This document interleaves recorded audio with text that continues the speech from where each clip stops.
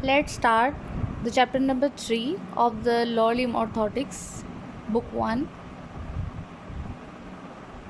Pathomechanics of the Foot and Ankle. When pathomechanical condition can develop on the foot and ankle? कब पैथोमैकेनिकल conditions develop हो सकती हैं? इससे पहले हमें नॉर्मल पता होनी चाहिए. अगर हमें नॉर्मल पता होगी कंडीशन फुट और एंकल की, उसकी एनाटमी, तब भी हम पैथोमैकेनिक्स की तरफ जाते हैं. अब जो बॉडी का स्ट्रक्चर है, फुट का स्ट्रक्चर जो है, उस पर जो फोर्सेस लगती हैं वो either due to the gravity होती हैं या फिर उसके अपने मसल एक्शन की वजह से होती हैं. ठीक है. Under normal circumstances human body works against the forces impose on its structure during gate.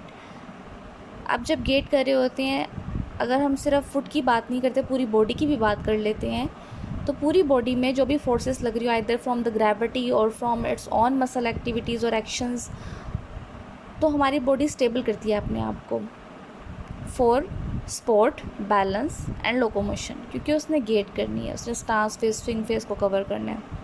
When these forces from muscles are not sufficient to function properly, it means any pathomechanical condition exist.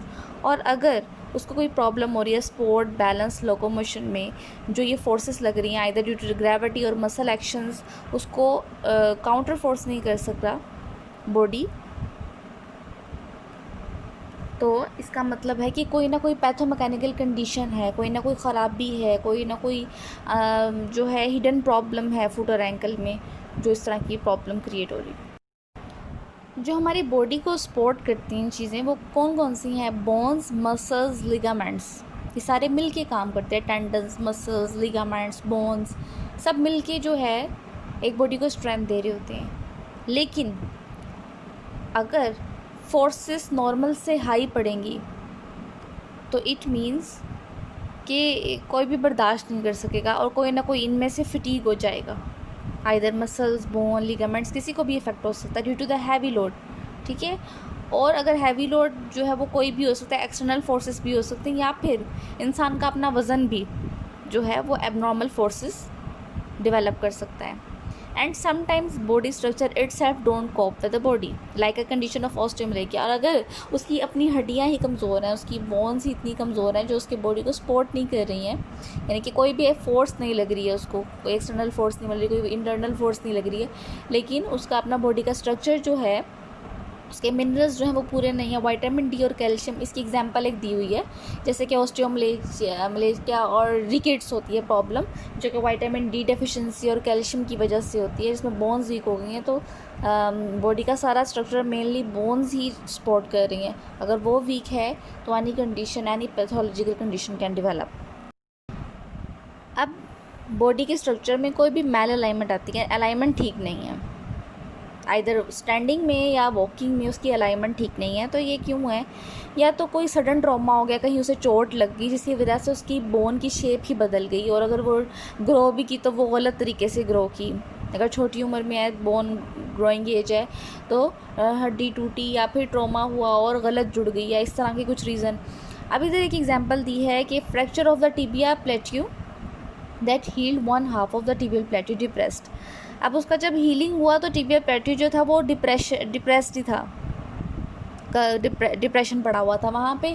In such case axis of the knee joint would be inclined instead of horizontal. अब जो हम knee joint का axis बनाएंगे वो थोड़ा inclined बनाएंगे, ताकि जो वेट डिस्ट्रीब्यूट, जो फोर्स आ रही है वो इंक्लाइंड पड़े, हॉरिजॉन्टल ना पड़े, क्योंकि हॉरिजॉन्टल पड़ेगी तो अगेन फ्रैक्चर के चांसेस हो सकते हैं. अगर हम इंक्लाइंड बनाएंगे तो कंप्रेसिव स्ट्रेस, क्योंकि बोन्स जो होती हैं वो कंप्रेसिव स्ट्रेस ही बर्दाश्त कर सकती हैं.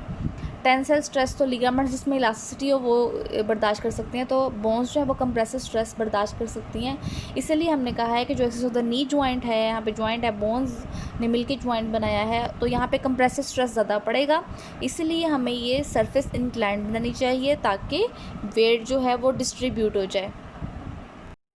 Here is a picture. यहाँ पे जो है वो गोरिल्ला का पाँव दिखाया है. इन्होंने कहा है कि inadequate stress resistance of due to the tissues, ligaments, cartilage और फेशिया. ठीक है. If we compare calcaneus of the gorilla and the human, sustentaculum talae of the human is horizontal and that of the gorilla is inclined. गरीला के पाँव जो होते हैं देखा जाए तो वो इंक्लाइंड से होते हैं। उन्होंने कहा क्योंकि ये सोचते हैं कि जो एवोल्यूशन है वो इस तरह है कि पहले क्या कौन कौन से एनिमल थे, यानी कि हम बंदरों से इंसान बने हैं। तो वो कह रहे हैं कि जो इंसान थे उन्होंने हॉरिजॉन्टल चलना शुरू किया, अपने पैरों पर वज़न डालना शुरू किया, तो उनके इंक्लाइंड से हॉरिजॉन्टल पाँव, उनके हॉरिजॉन्टल शेल्फ बन गया उनका। सस्टेंटिकुलम टेलाई जिसे कहते हैं। If the sustentaculum tali deviates from the horizontal position the result will be malalignment. वो कह रहे हैं अब जो है वो ह्यूमन ने अपने एनवायरनमेंट को अडेप्ट करते हुए हॉरिजॉन्टल पोजीशन तो बना ली है विच इज़ स्टेबल, और अगर ये डिस्टर्ब हो जाती है तो टेलस और कलकेनियस का एंगल बिगड़ जाएगा और मिड फुट पर बहुत एक्स्ट्रा एबनॉर्मल फोर्सेस पड़ सकती हैं। और उन्होंने ये भी बताया कि लिगामेंट्स की जो स्ट्रेंथ है, कितनी फोर्स वो बर्दाश्त कर सकते हैं, 7000 lbs पर स्क्वायर इंच तक बर्दाश्त कर सकते हैं। उनके अंदर इतनी टेंसाइल स्ट्रेस है कि टेंसाइल स्ट्रेस को बर्दाश्त करने की ताकत है, इतना रेजिस्ट कर सकते हैं वो, इससे ज़्यादा नहीं। You must know about the sustentaculum tali where it is located from external examination. Here is a picture which is showing how can you examine externally. This sustentaculum teli is also known as Taylor shelf. The sustentaculum teli is a horizontal shelf that arises from the anterior or medial portion of the calcaneus. The superior surface is concave and articulates with the medial calcaneal surface of the talus. At the bottom, here is a picture. You can see the superior surface is concave and articulates with the middle calcaneal surface of the talus, and the inferior surface has a groove for the tendon of flexor hallucis longus. Another ligaments are attached with it. These are plantar calcaneonavicular ligament, deltoid ligament on the medial side, and medial talocalcaneal ligament. ये जो names हैं कलकेनियोनाविक्यूलर, deltoid and टैलो-कलकेनियल, ये जब bones आपस में जौन सी bones जुड़ रही हैं आपस में, उनको मिला के जो लिगामेंट पास कर रहे हैं, इसलिए इनके नाम ऐसे हैं। अदर रीजंस जो कि मेल अलाइनमेंट का कोज बन सकती हैं वो है वीक मसल्स, क्योंकि मसल्स ने ही डायनामिक रीइंफोर्समेंट प्रोवाइड करनी होती है। ठीक है, डायनामिक इक्विलिब्रियम इस्टेब्लिश कौन करता है, हमारी बॉडी में मसल्स करते हैं। तो अगर मसल्स ही वीक हैं तो how can they cope to bear the stress, how can they bear the stress either in walking, running और other activities. If muscles fail to provide this reinforcement तो ligaments and the bones will subject to impose abnormal stresses. जब abnormal stresses पड़ेंगे तो any pathomechanical condition can develop on the foot and ankle. Weak muscles also fails to provide the resistance against the strong antagonistic muscle। और अगर sometimes ऐसा होता है एक muscle week होता है दूसरा स्ट्रॉन्ग होता है, तो दूसरा जो स्ट्रॉन्ग वाला है वो एक्स्ट्रा फोर्स लगाएगा और जिसकी वजह से कंट्रैक्चर बन सकता है। तो डायनामिक इक्विलिब्रियम डिस्टर्ब होने से ये सारी कंडीशंस डेवलप हो सकती हैं। एक और रीज़न है मेल अलाइनमेंट की, वो है अनबैलेंस्ड फोर्सेस। अनबैलेंस्ड फोर्सेस होंगी, कोई बैलेंस नहीं है इनका, it means they are unequal, और इनका टाइम डिस्ट्रीब्यूशन भी ठीक नहीं है मसल एक्शन का, बॉडी का आपस में कोऑर्डिनेशन ठीक नहीं है, या तो मसल जो है वो रिस्पॉन्ड ही लेट कर रहे हैं या बहुत अर्ली रिस्पॉन्ड कर रहे हैं एकदम से, या फिर लेट कर रहे हैं। तो ये भी अब नॉर्मल मसल एक्टिविटी है, जैसा कि हम देखते हैं सीपी की बीमारी में। इसमें क्योंकि वॉलंटरी मोशन ही ख़त्म हो जाती है। सीपी क्या है? सीपी एक ग्रुप ऑफ डिसऑर्डर्स है जो कि इंसान की हरकत करने की और अपना बैलेंस और पोस्चर मेंटेन करने की जो एबिलिटी है वो लॉस कर चुका होता है, और ये चाइल्डहुड डिसेबिलिटी है, क्योंकि सेरिब्रल का मतलब है ब्रेन से रिलेटेड, ब्रेन से जो काम करना है वो सेरिब्रल है, और पाल्सी का मतलब है weakness, problem using their muscles. तो सेरिब्रल पाल्सी जो है, ऐसे पेशेंट जो है वो ही शो करते हैं जिसमें अनबैलेंस फोर्सेस की एग्जांपल अच्छी दे सकते हैं, उसमें लैक ऑफ वॉलंटरी मोशन हो जाता है। और दूसरी एग्जांपल है फ्लेसिड पैरालिसिस। फ्लेसिड पैरालिसिस में क्या होता है, मसल टोन जो है वो रिड्यूस हो जाती है और इसमें नर्व्स एसोसिएट हो जाती हैं। जब भी नर्व पैरालिसिस की जहाँ भी बात आएगी, it means the nerves are involved. Other reason जो है मेल अलाइनमेंट की वो है एब्रप्ट एक्सेलरेशन एंड डिसएलरेशन। क्योंकि ये टाइम जो है या तो मसल टू एक्ट या टू सून वर्किंग कर रहे हैं, तो कोई टाइम जो है उसमें कोई तवाज़ुन नहीं है, कोई सीक्वेंस नहीं है टाइम की, तो it will impose the abnormal high forces on the body structures like sudden automobile को लेंगे, जैसे कि इंजरी हो जाती है गाड़ी की होती है, एकदम से जो है वो ब्रेक लगती है, और नेक एक्सटेंशन भी होती है, और एकदम से झटका लगेगा तो नेक एक्सटेंशन इंजरी हो जाएगी, जिसको कहते हैं वी प्लैश इंजरी।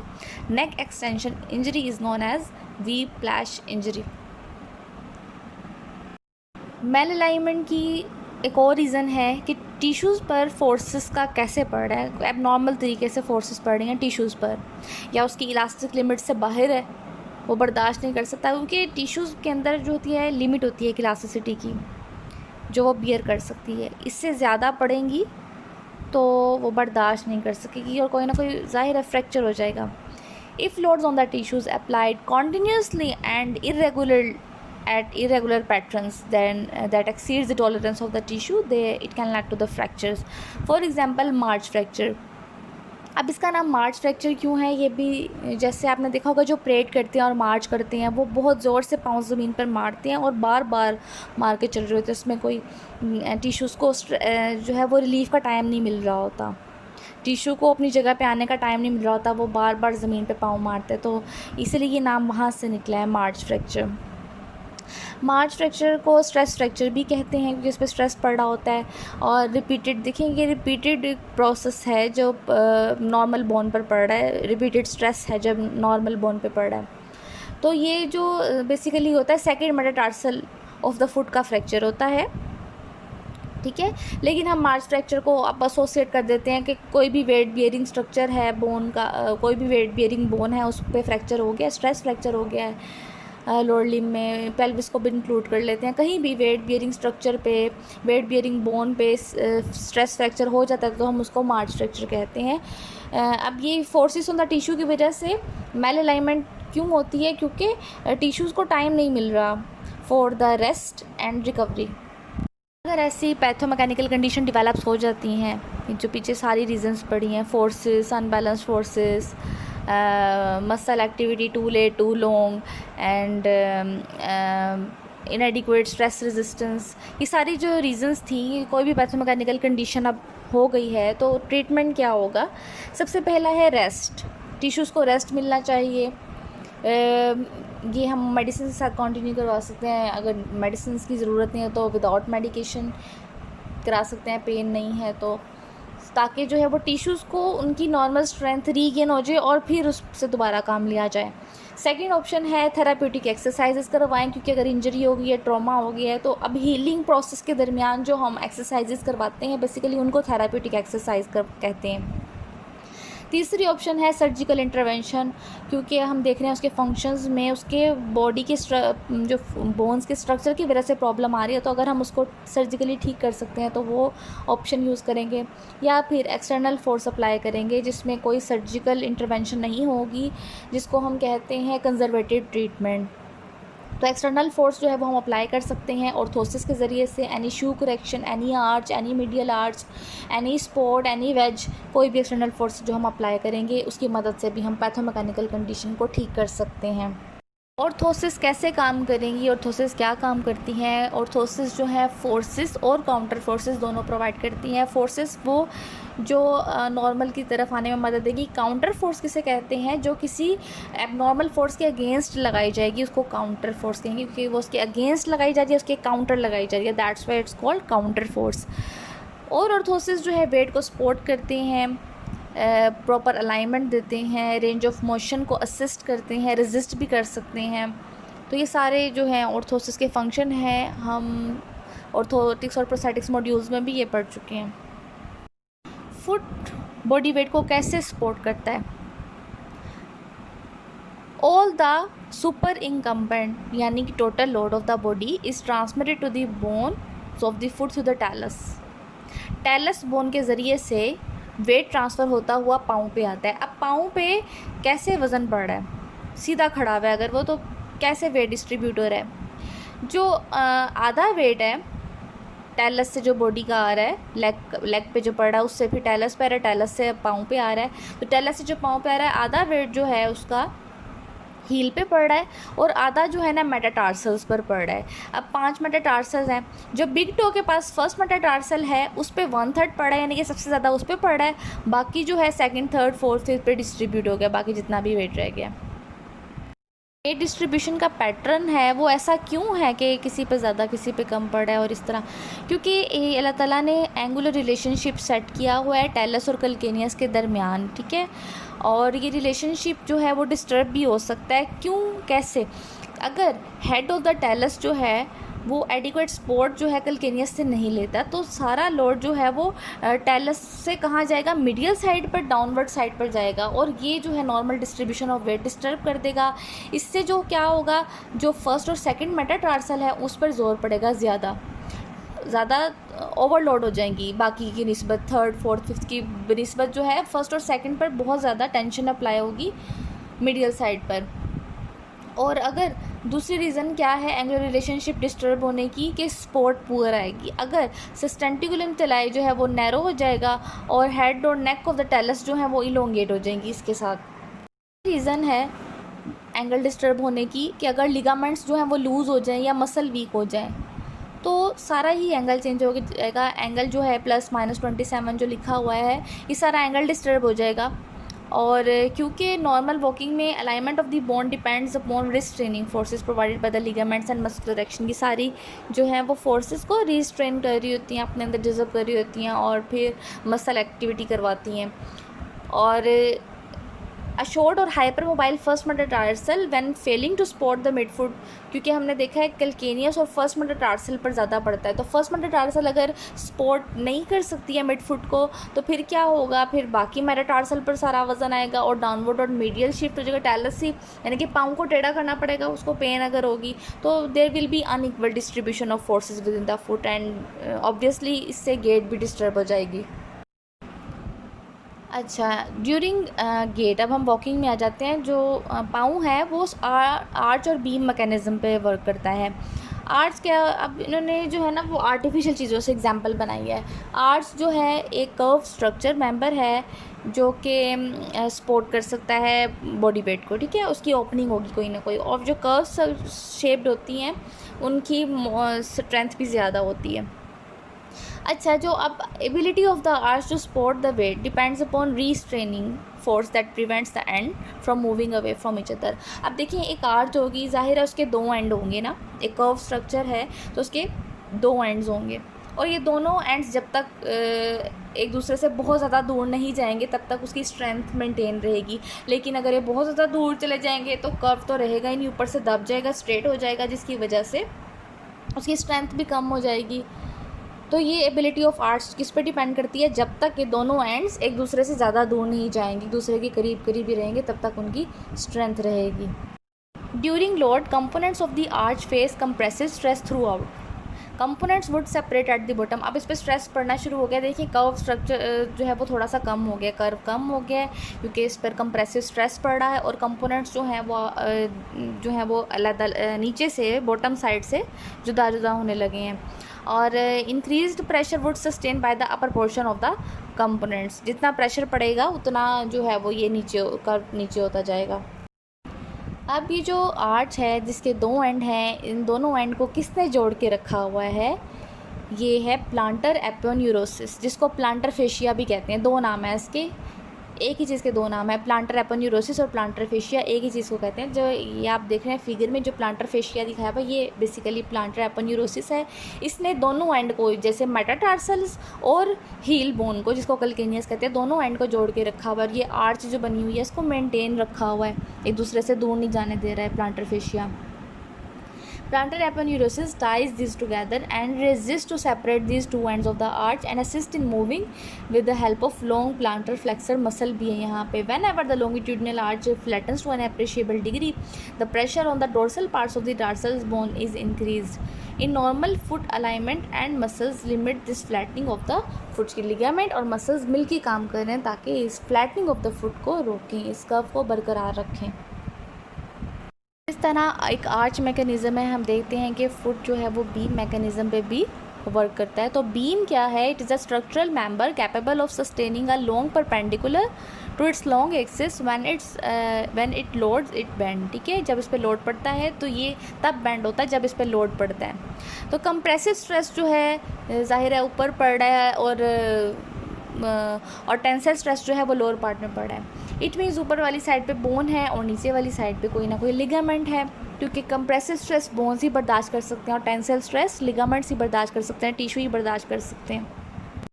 इस फिगर में देखें, ये बीम मैकेनिज़्म को शो किया है। वहाँ जो आर्च मैकेनिज़्म के लिए डायग्राम थी उसमें आपने देखा होगा कोई नीचे की तरफ कोई सपोर्ट नहीं थी, और वो जब उस पर स्ट्रेस पड़ा था तो वो ब्लॉक्स खुल गए थे नीचे से। यहाँ पे जो है ब्लॉक्स के नीचे ना स्ट्रैप लगाई हुई है, तो ये आपस में खुल नहीं सकते, सिर्फ जितनी उनके अंदर स्ट्रेचेबल पावर होगी स्ट्रैप्स के अंदर उतनी बस खुलेंगी। तो यहाँ पे इन्होंने सीरीज़ ऑफ ब्लॉक को एक जगह रखा और फ्लेक्सिबल स्ट्रैप लगा दी लोअर सरफेस पे, बॉटम साइड पे, और जब इस पर लोड डाला गया तो बेंड हुआ, थोड़ा सा bending takes place, there will be a stretching of straps at the bottom, और जो ऊपर की तरफ है ब्लॉक्स के ऊपर वहाँ कंप्रेसिव स्ट्रेस पड़ रहा है। तो according to this experiment foot is capable of acting like a beam also. ये समझने वाली बात है कि देखें अब नॉर्मल स्टैंडिंग में कौन कौन काम कर रहा है, लिगामेंट्स कर रहे हैं, और साथ जो है वो बोन्स भी काम कर रही हैं, बोन्स, लिगामेंट्स, प्लांटर एपोन्यूरोसिस जिसने आर्च की दोनों एंड्स को संभाल के रखा हुआ है। और इसमें ज़्यादातर मसल्स की वर्किंग नहीं हो रही, स्टैंडिंग में तो मसल्स की एक्टिविटी इतनी नहीं होती है, तो जो है फुट इजीली आर्च और बीम मैकेनिज़्म प्रिंसिपल जो है फॉलो कर सकता है। लेकिन वॉकिंग में जब लोड ज़्यादा हो जाएगा, वॉकिंग में ऑब्वियसली लोड ज़्यादा हो जाता है पूरी बॉडी का, तो there will be a need of assistance of muscle, तब मसल्स को एक्टिव होना पड़ेगा। स्टैंडिंग में तो चलो मसल्स इतने एक्टिव नहीं थे, लेकिन वॉकिंग में अब उनको अब एक्टिव होना पड़ेगा, स्पेशली स्टांस फेस में। और क्योंकि magnitude of the load increase, magnitude क्या होता है, यानी कि कितना लोड पड़ रहा है, how much load, what is the size of the force, कितनी फोर्स की कितनी कुव्वत थी, किस तरह पड़ा लोड। तो magnitude of the force increased and all of the body weight is carried out on one foot during push of face. अब जो हील ऑफ टोफ का फेस है, all the body weight carried on the metatarsals of one foot. तो forces applied should not exceed the tolerance of the tissue, तो ये ध्यान रखना है कि जो टिश्यूज़ की टॉलरेंस लिमिट है उससे एक्सीड ना कर जाए। आइदर हम आर्च मैकेनिज़्म को फॉलो कर रहे हैं, बीम मैकेनिज़्म को फॉलो कर रहे हैं। हमने देखा है कि लिगामेंट्स, मसल्स और बोन्स मिल के ही काम कर रही होती हैं। तो और ये मैंने शुरू में भी बात बताई थी कि कंप्रेसिव स्ट्रेस जो है वो बोन्स पे ही पड़ेगी, जहाँ पे भी कंप्रेसिव स्ट्रेस का नाम आएगा वहाँ पे बोन्स का नाम आएगा, क्योंकि टिश्यूज़ वगैरह जो हैं कंप्रेसिव स्ट्रेस तो बर्दाश्त नहीं कर सकते। लिगामेंट्स जो है वो टेंसाइल स्ट्रेस बर्दाश्त कर सकते हैं। High loads distributed over the bones, ligaments, tendons and muscles. जब हैवी लोड्स पड़ेंगे तो सारे मिलके काम करेंगे, बोन्स भी शामिल हो जाएंगे, लिगामेंट्स भी शामिल हो जाएंगे, टेंडन्स और मसल्स सब इक्वली काम करेंगे। लेकिन स्टैंडिंग में क्योंकि इतना लोड नहीं होता तो मसल्स की इतनी एक्टिविटी नहीं होती। तो ये सारी चीज़ों की समरी क्या थी कि अगर लोड बहुत ज़्यादा हो जाएगा और लिगामेंट्स जो हैं वो भी लूज़ होंगे, मसल इतने स्ट्रॉन्ग नहीं होंगे। अगर लिगामेंट्स के बगैर मसल की स्ट्रेंथ कम हो जाती है, मसल लिगामेंट्स के बगैर अधूरे हैं, तो मसल्स जो हैं वो लिगामेंट के बगैर टोटल लोड को बर्दाश्त नहीं कर सकेंगे, बहुत जल्दी थक जाएंगे और उनके जो अंदर जो इलास्टिक लिमिट है वो भी जल्दी ख़त्म हो जाएगी। तो फिर कोई पैथोमैकेनिकल कंडीशन या कोई मेल अलाइनमेंट जैसी कंडीशन जो है वो डेवलप हो जाएगी फुट और एंकल पे। हम कैसे ओवरकम कर सकते हैं ये जो मेल अलाइनमेंट हो जाती है, पैथोमैकेनिकल कंडीशन होती है। अब इसमें अलाइनमेंट ठीक करने का एक तो तरीका है कि कोई हम वेज दे दें एक साइड पे। वेज आपको पता है एक तरफ से जो है वो ऐसे स्लाइड की तरह जो है शेप होती है वेज की, तो कोई ना कोई हम जिस साइड पे हमें ज़रूरत होगी उस साइड पे हम वेज का मुंह रख देंगे, जहाँ से ऊंचा रखना होगा। तो वेज में be use to apply counter force to rotate the foot in a desired position to improve alignment, और एटलीस्ट अगर जो है ना प्रोग्रेशन ऑफ मेल अलाइनमेंट को तो रोकेगी ना। Similarly if loads increase on the longitudinal arts, तो फिर भी हम वेज जैसी कोई भी सपोर्ट यूज़ कर सकते हैं, कोई भी ऑर्थोसिस यूज़ कर सकते हैं। मीडियल आर्ट सपोर्ट दे देंगे, वेज दे देंगे, लेटरल वेज, मीडियल वेज, कोई भी जिस साइड पे हमें ज़रूरत है according to desire. In order to overcome pathological condition या फिर हमें कोई फुट और एंकल की मोशन रेजिस्ट करनी हो, असिस्ट करनी हो, डिफॉर्मिटी को प्रिवेंट करना हो, कोई फंक्शनल लॉस हो रहे हैं उनको रोकना हो, तो हम मैकेनिकल अप्लाइंसेस ऑर्थोसिस वगैरह का यूज़ कर सकते हैं। क्योंकि हमने ऑर्थोसिस के पीछे फ़ायदे पढ़े हैं। They provide force, they provide counter force, they can assist, resist, they can increase range of motion and many other advantages.